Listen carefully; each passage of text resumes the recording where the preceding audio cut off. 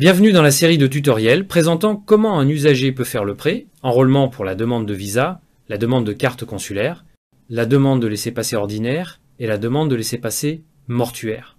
Ce simulateur, à sa première version, permet de faire un entraînement, de former le personnel dans les représentations diplomatiques, d'informer les usagers. Ce simulateur est disponible à cette adresse https://app.diplocam/cm et Visa Simulator.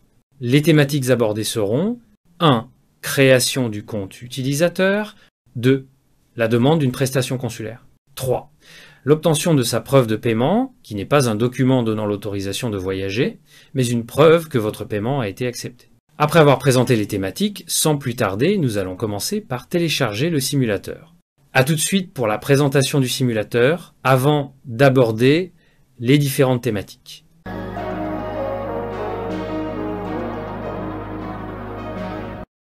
Cette étape importante vous présente l'installation de notre simulateur. Tout d'abord, nous saisissons le lien au niveau de la barre d'adresse du navigateur. Ici, nous avons choisi le navigateur Mozilla. Vous pouvez utiliser d'autres navigateurs comme Google Chrome, Microsoft Edge. Une fois saisi, la page s'affiche et il ne nous reste à faire un clic sur le bouton télécharger afin de lancer le processus. Le téléchargement ayant terminé, nous exécutons le setup dans le but de suivre les procédures d'installation. Nous vous laissons suivre la vidéo jusqu'à la fin. Ici, il faut vous assurer que votre connexion est stable.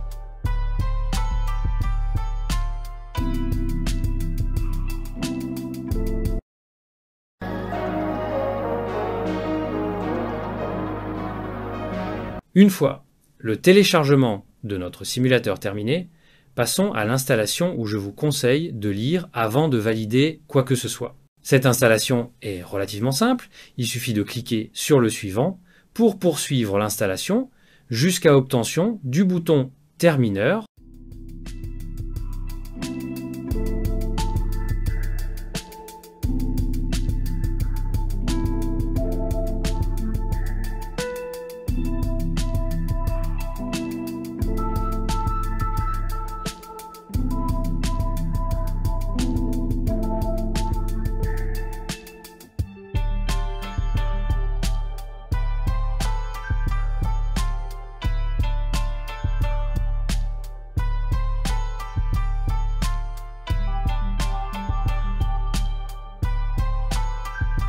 L'application s'exécute et l'interface d'accueil est affichée.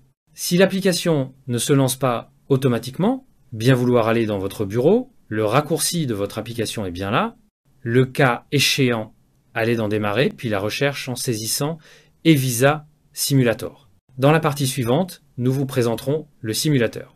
Il faut noter que ce simulateur ne nécessite pas de connexion Internet pour son utilisation, et les données stockées ne sont disponibles que pour votre machine est cryptée. À très bientôt.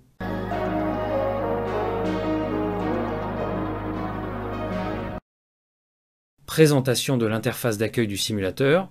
Vous constatez avec moi que cette interface, à sa version 1.5, a été soignée à l'identique de celle disponible en production. Le simulateur est multilingue, c'est-à-dire prend en charge le français et l'anglais, comme vous pouvez le constater. Pour ce qui est du menu, il a été retouché afin de répondre aux standards de programmation et d'UI.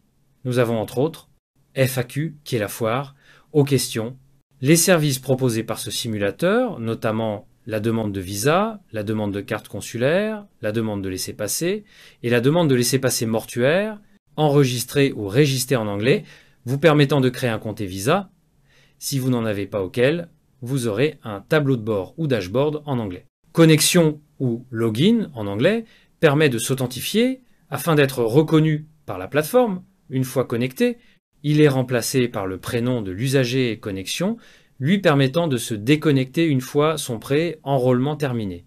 Langue, pour le moment, seules les langues françaises et anglaises sont disponibles. Nous pouvons nous arrêter là afin que nous entrions dans le vif du sujet. À tout de suite.